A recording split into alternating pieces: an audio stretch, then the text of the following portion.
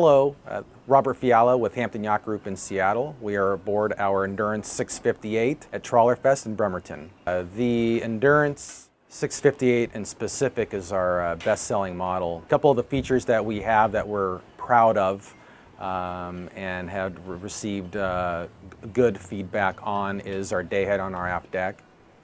And on this specific boat we have the 19.2 beam, and it doesn't taper like most hulls, so like in the Master it feels like you're on an 80-foot yacht. The Master stateroom has a new head layout feature with our double sink, which has been received very well. Also, our davit you can deploy off the starboard side and off the stern, so when you're rafted between two boats, you'll be the only one to be able to deploy your tender off the stern, which is a very nice feature. We are working on a 53 and a 58 series. We'll call it a entry level boat, meaning the size-wise.